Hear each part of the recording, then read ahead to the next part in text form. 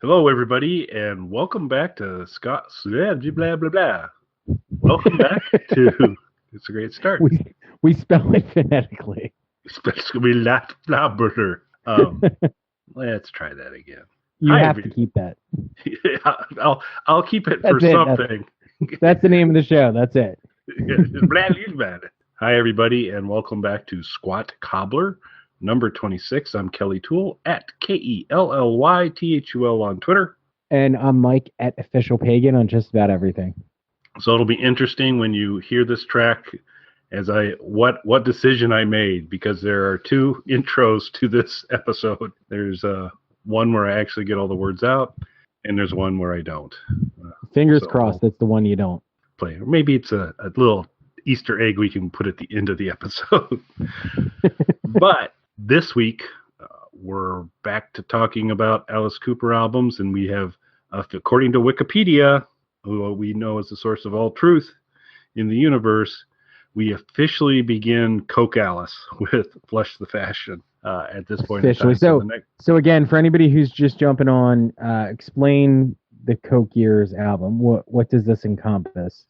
So this will be, they're often referred to as the Lost Years albums. They're the albums in the 80s, for the most part, after From the Inside. So Alice went in to get treatment for alcoholism, and he came out no longer drinking, and then was introduced to Cocaine by Bernie Taupin, Elton John's lyricist. Took to it quite a bit, and that began to affect the next series of 4 albums, which will be Flush the Fashion, Special Forces, Zipper Catches Skin, and Dada. And so it was a fairly interesting way that Wikipedia referred to it. So I'm quoting Wikipedia, credit to them. Cooper had secretly developed a heavy addiction to cocaine, and unlike the following 3 albums, Cooper has some minor recollection, if not perfect, of making Flush the Fashion. So he kind of remembers this one, but the next 3, he's like, I don't know. I guess I did. So allegedly, because obviously we can't, say anything without saying allegedly in front of it. Have you ever had a weekend or an experience that you don't remember? Yes, I have.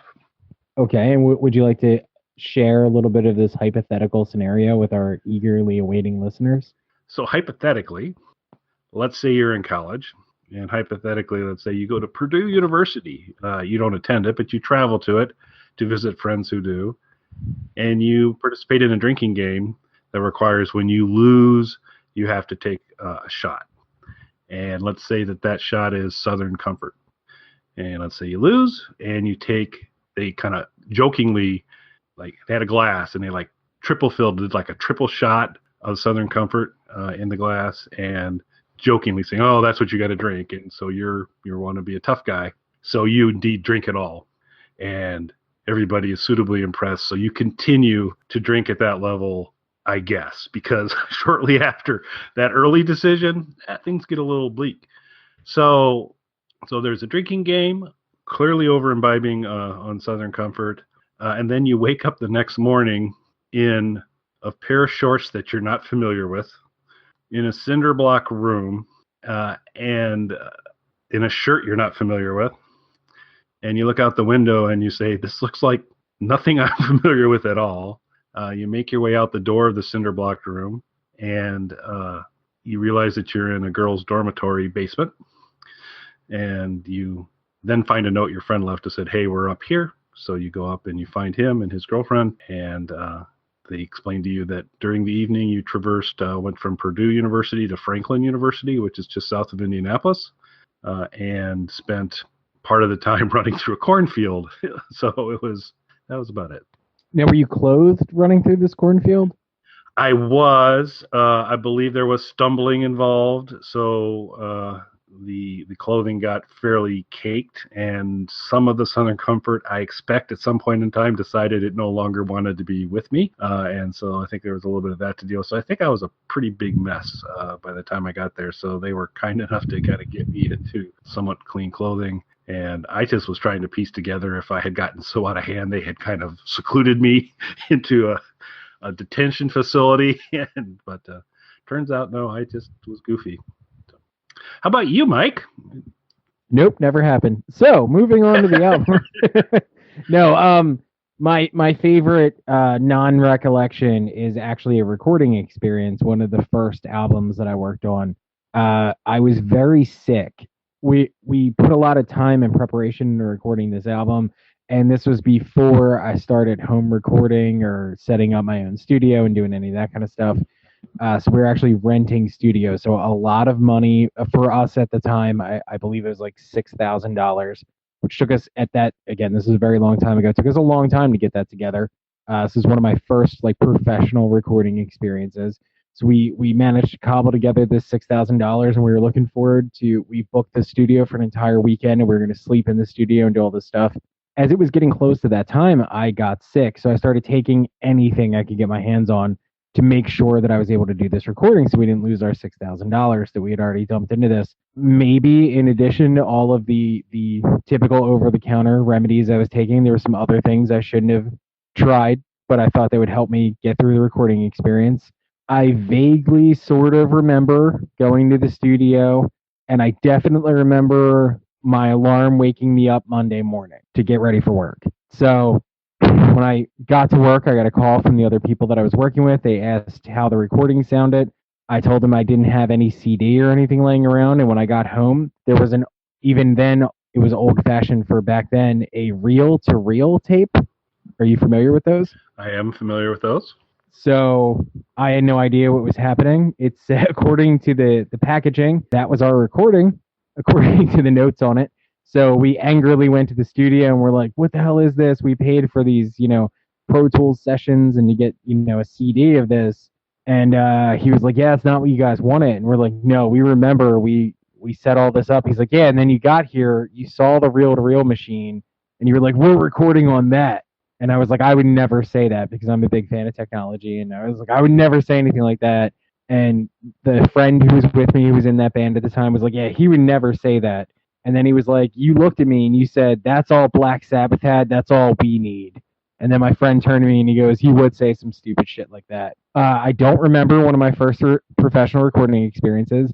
And it took a lot of time and money to get that reel-to-reel transferred onto a CD. Yeah, because I kind of imagine at that point in time, that's not an easy transfer. No. Not at all. This was around like 2001, like 2000, 2001. So it was not easy to do, and we were stuck with what we had because it wasn't a digital file. We couldn't go back in and just fix up things. What we had was what we had. So luckily, most of it actually turned out. I think if we recorded 7 or 8 songs or something like that, like 5 of them were actually usable and came out. So, but I don't remember any of that.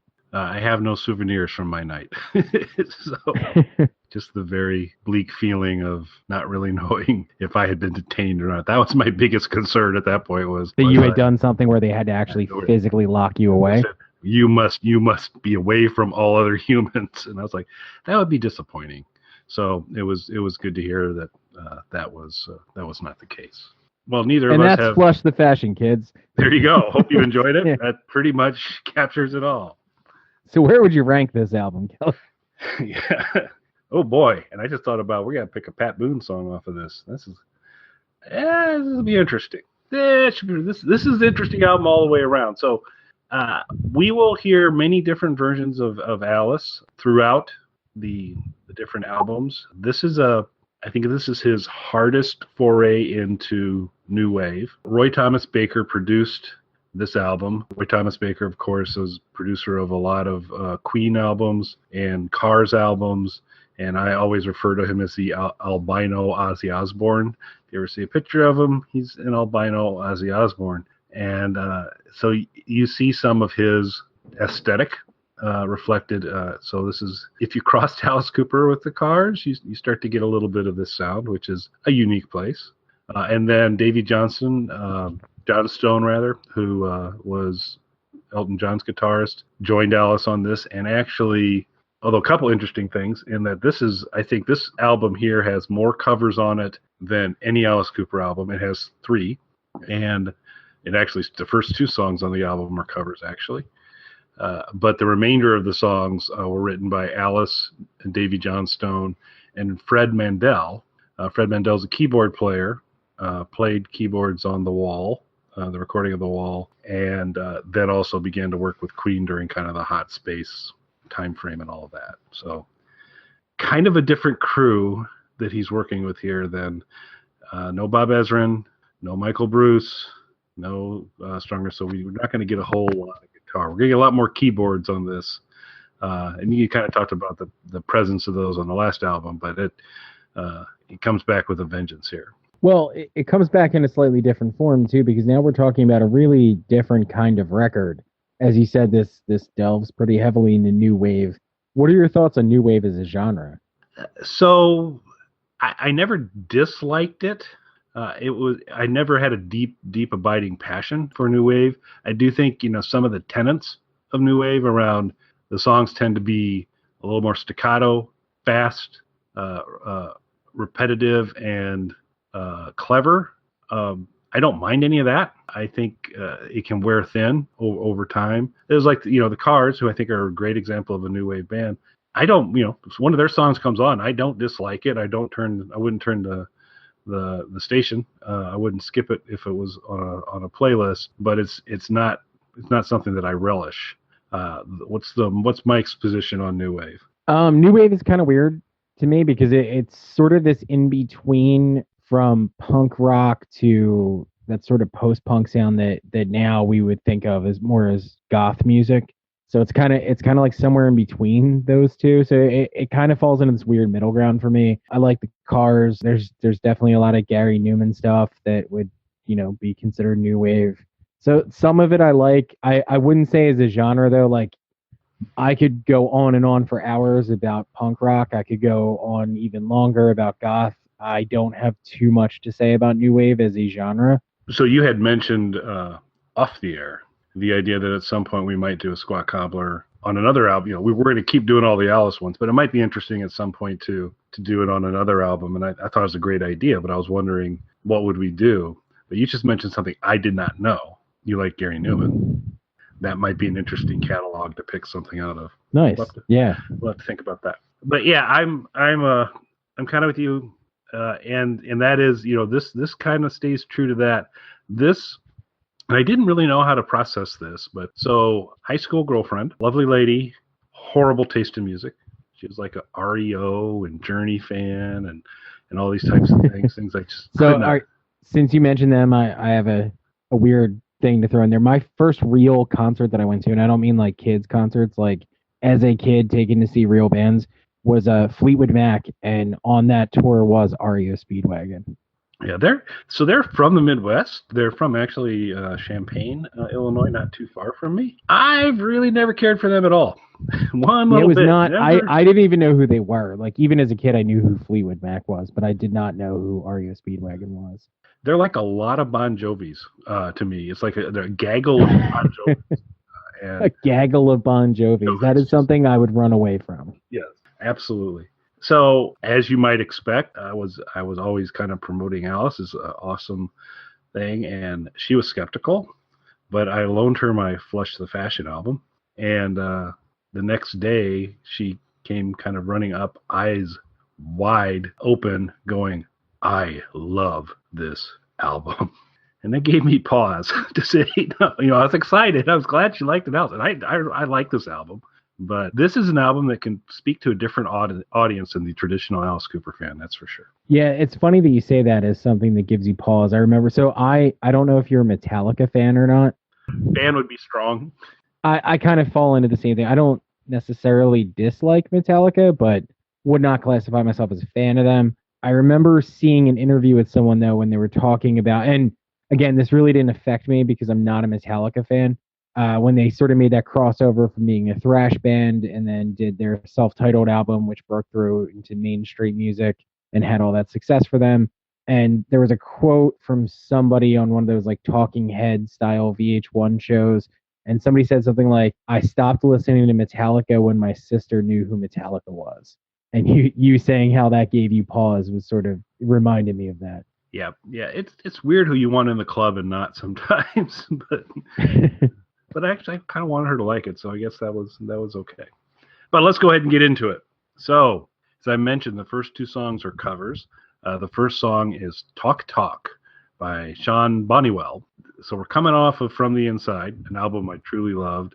And so now we get Flush the Fashion, where you're hearing Alice is stripping down his sound, no frills. He's kind of going after it. So didn't know what to expect when I got the album. Talk Talk rolls out, and you got there's the Alice snarl or sneer. At least I don't know if it's so much a snarl, but a sneer. He sneers a lot in this album. It kicks it off. It's heavy keyboards and some new wave sensibilities.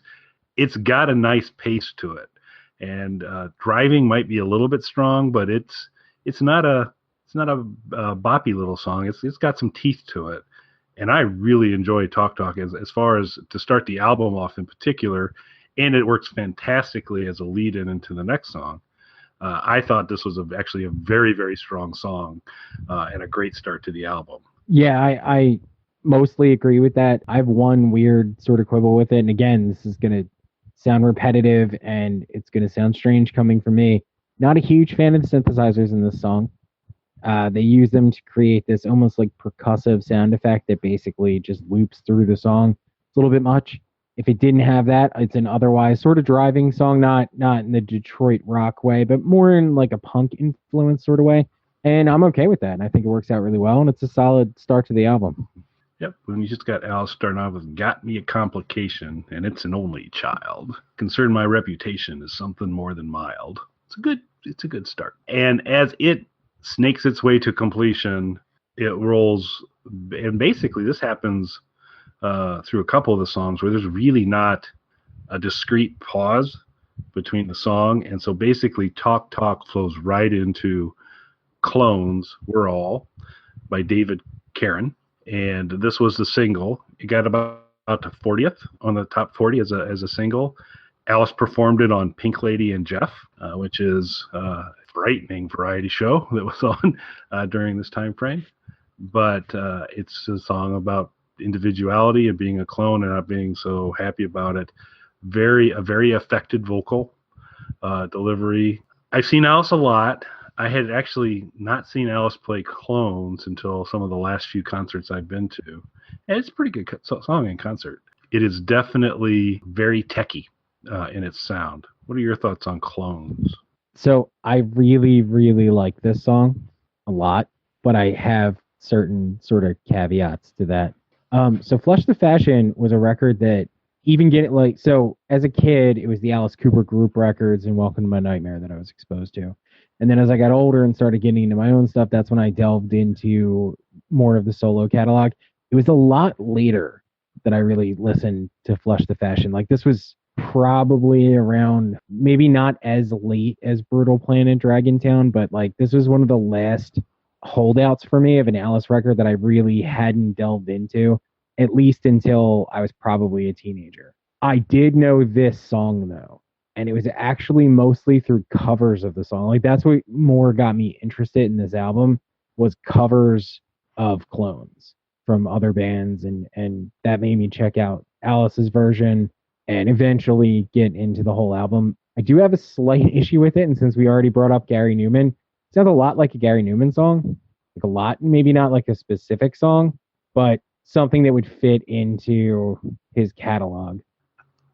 Sonically, yeah. I think thematically to a certain degree as well. Yeah. The core message for me, Gary Newman's always a little more oblique in kind of his delivery. Where this one makes no bones about making it really clear to, hey, boy, I'm a clone. There are a lot of me. I'd like to be an individual, and I'm not an individual. And it's pretty straightforward and kind of hitting on all those notes. Where I think Gary, when he's hitting this kind of stuff, there's a greater subtlety to it. But I agree both sonically and kind of just at least as a theme, this could, with maybe some slight modifications, be on a Gary Newman album. So. Yeah, it's more like, so maybe I worded it a little incorrectly.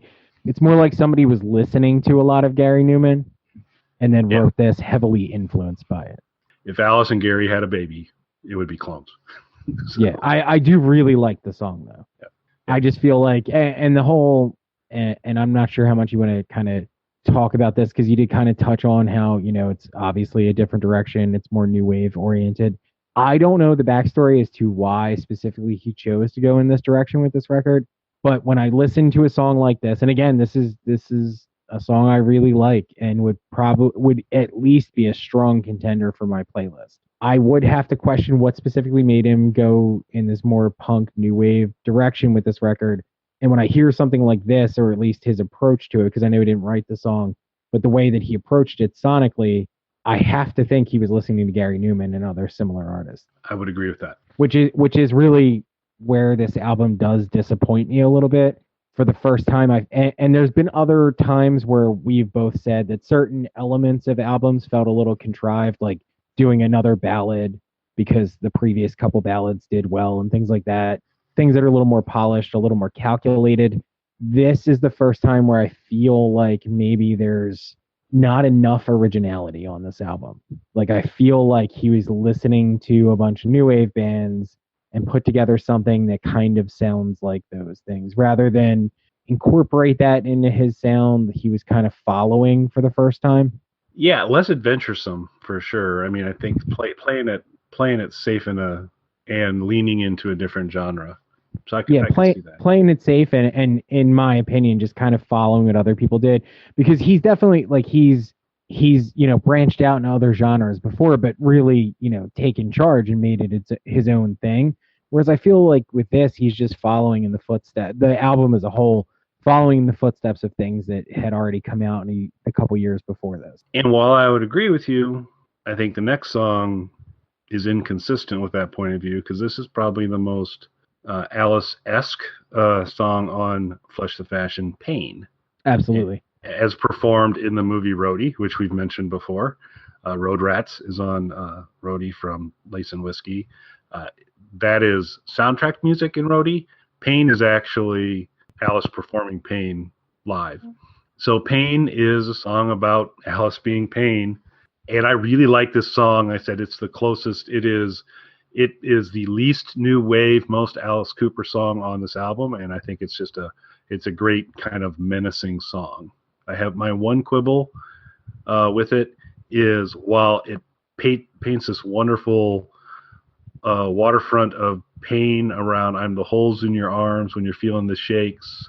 I was the wound in the side when old Jesus prayed as different lines there. Filthiest word on the vandalized grave. These are all strong. And that's all really good and he's hitting on the notes. But then he also throws in, I'm the lump on your head when you step on the rake, which I just felt as he was working through his pain Rolodex, it was like, I guess he's like, oh crap, I'm out. I need one more thing of pain. And he came up with that one. Yeah, it's not his best lyric. What I personally, though, I agree with you. And I like Talk Talk and I really like Clones, even though it kind of sounded like I didn't because I was making the Gary Newman comparisons. Clones might be, it's at least a contender for my favorite song on this album and a contender for the playlist. Yet, this is the first time on this album that it sounds like an Alice Cooper album. Even though I liked what we've heard so far, this is the first time I'm like, okay, this is an Alice Cooper album. I'd agree, and then he fixes that because then we swing into Leather Boots, which is the third. So on the first side, we're now 4 songs deep, and 3 of them have been covers. That ends now. The rest of the stuff's by Alice, Davy Johnstone, and Fred Mendel, except for one song that's Alice and someone else. But Leather Boots is by Jeff Weston. And so this gets back to, we've had a little bit of rockabilly from Alice before, different versions. I think this is kind of like his most successful foray into that space, but it's this very strange hybrid of new wave rockabilly. And it's basically the story of a guy being oppressed. These people had leather boots giving him trouble. He finds a dead cop, takes the leather boots, and starts to be the bad guy himself. I like the song, again, but it gets back to if we just came out of pain going like, Alice is back, I get it. Then it's like, oh, Alice is kind of back down to the other thing.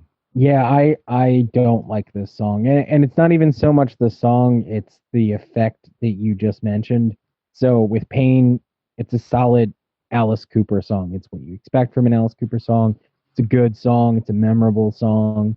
Again, like Talk Talk, really like Clones, but Pain kind of put this album back on track. Leather Boots completely knocks it off track. And it's weird because, like you said, it's sort of like a new wave artist doing a rockabilly song. And he's not either of those. So it's almost like when you're watching a movie and the actor in the movie is playing a character who's an actor in a movie. That's kind of the way I feel when I listen to this. And we mentioned the last album we reviewed, From the Inside, Flo and Eddie, who are true tremendous vocalists, were a heavy, possibly too heavy presence in From the Inside. They're also very active on Flush the Fashion, and you see them in full force on this track in particular. But I was going to kind of save this for the wrap up when we were kind of talking about them in general, but I'll kind of throw it out now. This is a difficult album for me because while as we kind of go through, there's like, there's just some things that aren't quite doing it right. Boy, I will pull this out and play it. And when I play it, I never even slightly entertain skipping anything because I find it an enjoyable album to listen to. I don't find it a spectacular, awe-inspiring album to listen to, but it's a cotton candy album to a degree. I enjoy it, but it's just very different, very quirky. I think you kind of just hit on something that's really important that I hadn't thought of before. This album's short. It's got a bunch. I don't think it even cracks 30 minutes, and it's 10 songs. It's got a bunch of cover songs on it or songs he didn't write, and it's almost like this is sort of fast food.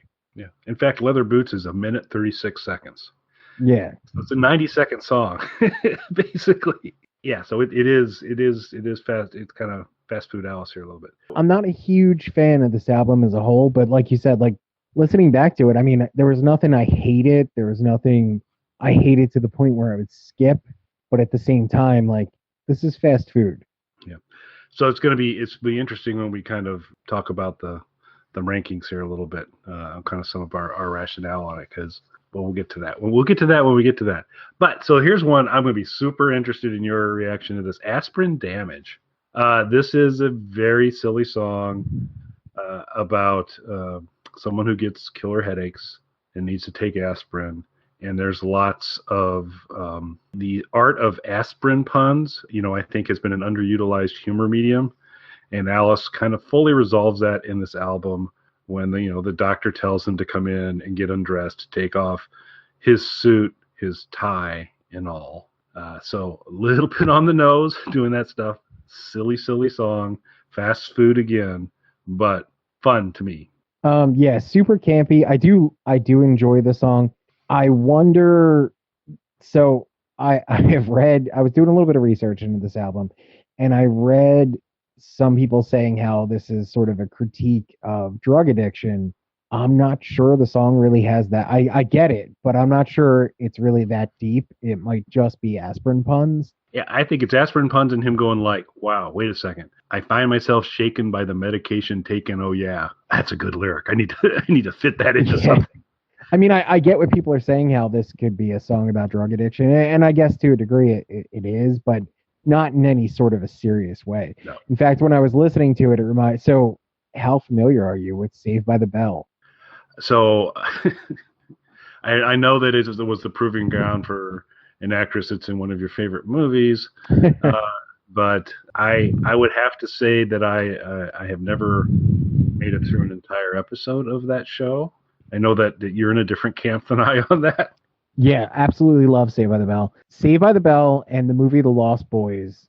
My friend Chris from the band Punishment and I will literally for hours try and stump each other with weird, bizarre, obscure trivia, quotes, anything from these shows. Our mutual favorite moment from Saved by the Bell is they did a very special episode where they tried to tackle teen drug use. And because it is actually a kid show, that took the form of one of the characters taking one caffeine pill and their entire life falling apart because they took one caffeine pill. And there is a scene where they're having like some sort of psychotic break, from one caffeine pill, like the next day, having like a psychotic break from this, where she's singing "I'm So Excited" with a smile on her face and tears streaming down her face. In fact, it is the girl who later appeared in Showgirls, Elizabeth Berkley. And that is one of my favorite scenes. And listening to this song kind of reminded me of that. Like it's such a silly, over the top outlook on like prescription addiction. Yeah, I like the song. Yeah, I like the song, but if there was, and like I said, it reminded me of that when I listened to it. And then doing the research, I did read things that people wrote about how, this is him talking about addiction and things like that. I don't know that there's that much depth to it. And if there is, it's missing the mark, the same way the very special episode of Saved by the Bell did. Like, that episode is classic in the sense that it's hilarious and shows that they obviously don't understand anything about drug addiction, not for the reasons they thought. Yeah, and any song that you could see to kind of stay in this vein of Full House now. So if you could imagine Jesse and the family getting together and singing a song for the local school, you could see them singing Asprin Damage. And don't get me wrong, I mean, some of the puns definitely are funny. If he was trying to say something serious about addiction, because again, as we know now, he had his alcohol struggles, and at this point he's in full on cocaine addiction. So if he was trying to make any sort of serious commentary on that, he really, really missed the mark. But personally, I just don't think it's that deep. I think he was just making Asprin puns. I do like the song, though. And that Inside One, who I think we talked about it longer than it runs. So yeah, I was thinking this is a quick that. album. Yeah, this album doesn't even crack 30 minutes, and we're probably at 30 minutes now. Yeah, outside of Pain, which is clocks in just over 4 minutes. Every song is 3 minutes or less, and there's several 2-minute songs in here. It's a quick little listen. Side 2 begins with Nuclear Infected. When he's happy, he glows yellow. When he's sad, he glows blue, and he glows red hot when he's in bed with you. This kind of falls into, it's fast food. I know Big Macs aren't good for me, but I like Big Macs. I know Nuclear Infected's not great music, but I like Nuclear Infected. Your thoughts? Yeah, and you really kind of hit on it earlier where you said, like, there really isn't anything on this album that I'm skipping. It's not great. Its best moments don't compare to the Alice that we love. It's not a great album, but when I put it on, I'm not skipping anything, and I enjoy listening to it. It's the empty calories of your listening experience. So at least we get to me what would be a McDonald's salad on the next track. So we get a couple more of these. So Grim Facts becomes the next song on there. And this is Alice outlining a bunch of dismal situations with, we don't get, we're not going to get any of the kind of Detroit rock in this, but this song kind of plods along with a little bit of punch to it. It doesn't have the cuteness of Asprin Damage or Nuclear Infected, and it's closer to Pain in terms of kind of the tonality of it. And it's kind of a loping song, but it's got at least a nice little drive to it. Yeah, we're definitely feeling, it definitely has the feel more of an Alice song again, similar to Pain. Not as much as Pain, I would say, but in a similar vein, we're getting back to Alice again. And he sticks around for the next song, which is Model Citizen, which is, again, probably a bit on the nose, but it's this idea of everybody thinks I'm a model citizen, but yeah, I've got you all fooled. I'm a model citizen, and the background chorus, he's an ultra sweetie guy and a master of disguise. So it's a little bit of Alice like putting his hand up to his mouth and turning to the side and telling us, hey, they think I'm a model citizen, but I'm not. In this whole album, this has, to me, one of my absolute favorite Alice Cooper moments, in that he continues to sings the song. At some point he goes, they want to kill me slow and bury me deep in the heart of Texas is the lyric. But when he sings it, it's Alice going, they want to kill me slow and bury me deep.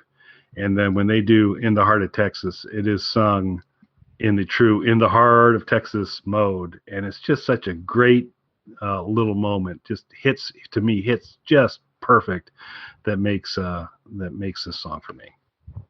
Yeah, I enjoy that moment. I would say thematically, you could kind of link this to Clones a little bit. I can see that. It's also one of the rare references to Sammy Davis that occurs, because he talks about being personal friends with Sammy Davis professionally. Yeah, because it's got a little bit of Alice edge to it, but then it's got a little bit of the kind of Clones, new edge, new wave mojo kind of thing going on as well. We go to Dance Yourself to Death, which is Alice's parents. So this is somewhat of a if Alice might have been listening to Gary Newman as he put Clones together, he might have pulled out Cheap Trick for Dance Yourself to Death, because it's kind of the same theme of surrender about parents that aren't acting their age. Alice's parents in this song are not acting their age, and he hopes they dance themselves to death. I agree with your Cheap Trick reference. It wasn't something that I put together when I was re-listening to the album, but I completely agree with that. Yeah. Again, a nice song. There's a Devo shout out in it, which is, again, kind of interesting. Basically a song about Alice hoping his parents dance themselves to death. And they don't sound like good people, so I'll support Alice on that. And then There finally, you go. Kelly supports killing your parents, kids. I support Alice killing his parents who dress like Devo. it's a slightly narrower approval. I feel like we've all had those moments, though, where we dressed up like Devo. I would hope so. I mean, I think that's such a natural rite of passage. Finally, headlines. Ironically, as the title ends the album. Of all the songs on this, like I said, there isn't a skip for me on this. I enjoy listening to it. I get to headlines, and I at least twitch for a second, or I'm going like, do I want to make it all the way through this or not? But I have to, because headlines, towards the end, there's a line that says, keep my sidewalk status star bright. So kind of the Hollywood stars. Keep my sidewalk status star bright. Feel free to walk on me tonight. And then Alice, in full Alice mode, goes, just don't spit on me. I like to stick around for the song to hear that, because I think it's a nice moment. I agree with everything you just said. This is the one that kind of almost becomes a skip for me. But it's all close. In all, yeah, it's close, but there really isn't any skips on this, which is a saving grace of this album. That, and I love the song Clones. This is a fun album. We talked about From the Inside as being kind of a good kind of gateway drug to Alice for some, as good way, kind of maybe a little more approachable than, although I think most of his stuff's pretty approachable, but it's, it might be an interesting way to come in. This one could be as well, but I think it's almost false advertising, because this is not an Alice you're really going to see again. And while it's kind of enjoyable, it's nothing that you don't build on it. You don't see elements of this make its way into other albums. This is all kind of very self-contained, very, very new wave, fast, short, enjoyable, but far from a masterwork. Yeah, it's fun. It's not a bad album. There's no skips on it, like we said, but this would not be near the top of the list. If somebody came to me and was like, all right, I'm going to go and buy a handful of Alice records, give me a couple of solo records, this is not one of the ones I would name. Fair enough. So we got to help Pat out, Mr. Boone. He's going to pick a track off of this album to sing. What would you be lighting him up with? This is a tough one, because I actually feel like, because it is a little odd and short songs and sort of a loose feel to it, there's probably a couple that he could do, but I'm going to have to go with Leather Boots. That would be fairly horrific to hear Pat Boone do. I could see that. I'm gonna stay close to you on the album track listing, but I'm gonna go one forward, and I think Asprin Damage, because I got to think Pat likes him a good aspirin pun. Yeah, you know what? I think you got me on that one, because with Asprin Damage, I could see him reading it as a song about, the addiction epidemic. Yeah, helping the world. So, yeah. So you want to stick with Leather Boots? Or you're going to join me with Asprin Damage for the Pat Boone song? You know what? I'm going to have to join you with Asprin Damage. You convinced me. Pat, we continue to help you out. Feel free to write us a check. Okay. Now the fun begins. Dun dun dun. We need to go ahead and place this somewhere in our lists. So I think it's safe to say, and allow me to head off your unnecessary commentary, this will not create a three-way tie for first for me. Well, that's good. This is the 12th album we're reviewing. Last week, From the Inside ended up number 4 on Mike's list and number 3 on mine. And I'll just do a speed list of your list, Mike, and then you can kind of tell me where you want to drop it. So Mike's list to date: number 1, Love It to Death, $1 Billion Babies, Killer, From the Inside, School's Out, Welcome to My Nightmare, Muscle of Love, Lace and Whiskey, Alice Cooper Goes to Hell, Easy Action, and Pretties for You. So I don't think anything, maybe nothing, but certainly nothing up until this point is giving Easy Action and Pretties for You a run for the bottom. Nope. I actually like this a little bit better than Goes to Hell. I think it's weirdly more focused than Lace and Whiskey because Lace and Whiskey was something that was purported to be a concept album, but it isn't really. So it's probably a little more focused than that. So the real question for me is, do I like this record better than Muscle of Love? So that's something that I got to kind of wrestle with here. And I really love Clones, and Pain is a good song, but I think for right now, it's going to go under Muscle of Love. Above Lace and Whiskey, but under Muscle of Love. So that'll be landing number 8 on Mike's list. So my list, there's a tie, as we've kind of talked repeatedly about. Ooh, oh, who said that? $1 Billion Babies and Love It to Death at first, followed by From the Inside, Killer, Welcome to My Nightmare, School's Out, Muscle of Love, Alice Cooper Goes to Hell, Lace and Whiskey, Easy Action, and Pretties for You. Oddly enough, I end up with the same conversation you do, which is the album I center on, saying, this is the guy you're closest to is Muscle of Love. And where I end up where you went below for Muscle of Love, I am actually going to go ahead of Muscle of Love because in terms of my behaviors, I listen to Flush to the Fashion more than I listen to Muscle of Love. There isn't a song on Muscle of Love that I like as much as Clones or Nuclear Infected or some of those just kind of fun things. It's fast food, but I'm going to go to McDonald's and put it for me at number 7. I think you might have me change my position on this. You really convinced me with saying that there isn't anything on Muscle of Love that I like as much as Clones. And now that I'm thinking about that, you know what? I'm going to put this one above Muscle of Love. You've talked me into it. Oh, there you go. So can I talk to you a little bit about position number 1? That's where I was going to go with this. Now let me talk to you about something. So I'm unswayed. So we end up, both Mike and I are going to be slotting this at position number 7 on both of our lists. There's a lot of stuff ahead of it, but there's a few things behind it, and it's a fun little album. I am tremendously excited for the next discussion because it's Special Forces, another album that I was able to see the tour supporting it of. If there was any question about Alice being impaired by cocaine, his physical appearance, it becomes highly evident that there's something going on when you see Special Forces era Alice Cooper. Because basically after this concert, I don't think you see him again until like Constrictor. I think it's about the next time he actually makes an appearance on tour, because things started to get a little rough for him. Because I don't think there was a supporting tour for Zipper Catches Skin or Dada. Oh, really? I wasn't aware of that. Yeah. So physically, he's not doing so good when you see some of the concert footage at that point in time. But I like a lot of Special Forces quite a bit, and so Special Forces might be my Constrictor. So we'll have to see how that conversation goes. Constrictor is going to be really interesting to me because we just spent a lot of time on this record that we basically both said is essentially fast food. I'm trying to think, if I were to guess, of all the albums coming up, I think a lot of them are going to be lengthier conversations just because there's interesting moments to kind of debate and talk about. Outside of the 2 albums, I anticipate the conversations are going to be incredibly short, are going to be Raise Your Fist and Yell for obvious reasons. We've kind of talked about that. Whether or not it's going to be your third number 1.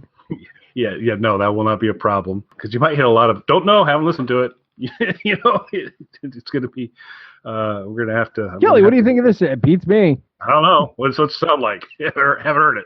So describe it to me, and I'll tell you where I rank this album. I don't think I like it. And Zipper Catches Skin. I don't know. Although I think it's so weird. It'll be. I haven't listened to it in a while, so it's going to be interesting to go back through it. What's weird is like I don't have the burning hatred for Raise Your Fist and Yell that you do, but at the same time, I know I have the album, so I know I've listened to it before.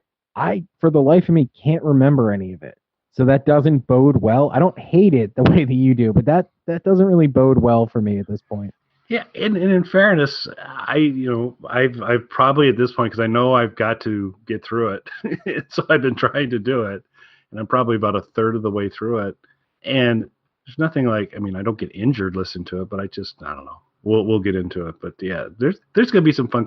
I think the next several, they're very interesting, very different kinds of things. Special Forces is definitely unique in many ways, as Zipper Catches Skin is, as Dada is really. So we'll go through, and then we'll get to Constrictor. So it's going to be we got some fun stuff to talk about coming up here. I mean, realistically, that keeps going because you get into the Brutal Planet stuff, Dirty Diamond. It's going to be we like Alice, folks, and we're going to talk about them at length. Yeah, and I do think it's interesting that some of these, like you said, this is sort of a forgotten album. And certain albums like Constrictor that I know people are really divided on might be some of the ones we talk about a little bit longer.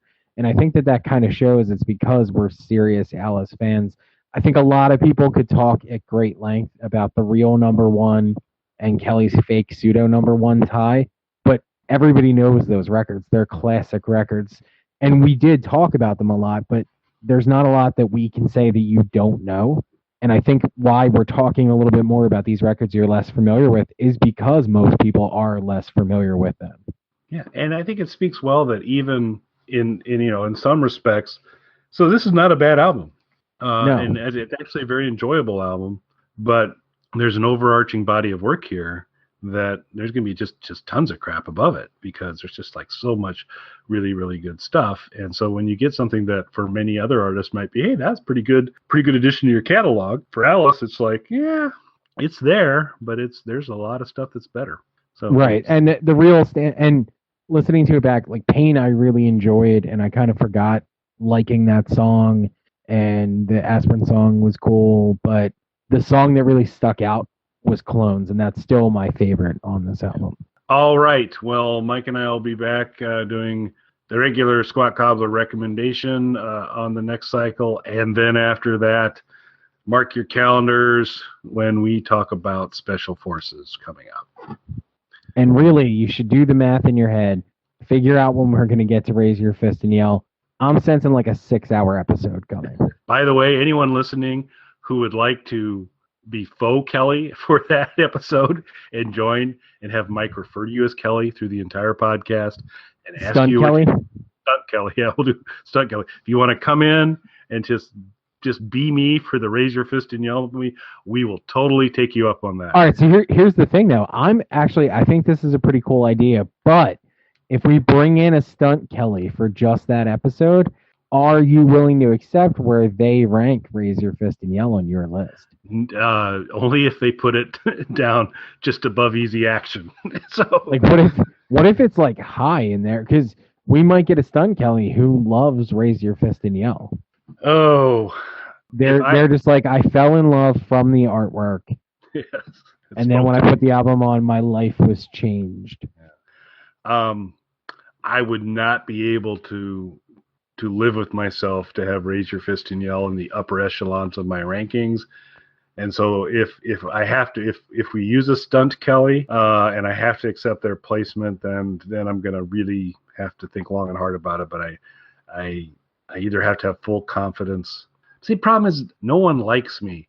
And so if someone comes in to do this, they will tell me, oh, yeah, sure, I'll put it down really, really low. And then they're going to come in and they're going to stick it to me.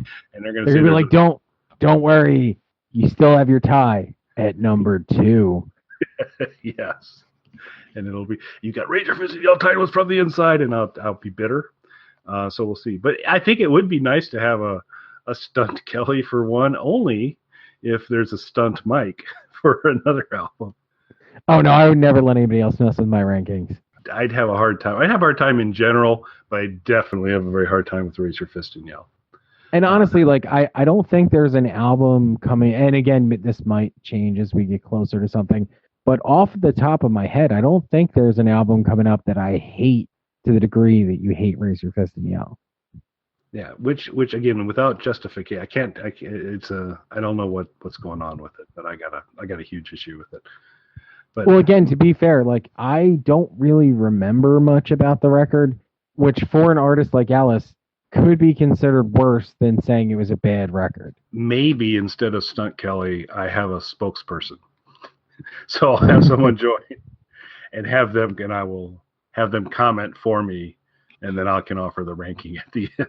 So See, I feel like if you're going Stunt Kelly, you got to go all the way. They get control of your rankings. yeah, I'm pretty uncomfortable with that because, like you, rankings are precious, and so we'll have to. So we'll reflect. But if you are interested in being Stunt Kelly for Raise Your Fist and Yell when it comes up, and you convince me that you won't break bad on me and push it too far up the list, this is your opportunity to spend some quality time with Mike and talk about an album I don't want to talk about. So that'd be great.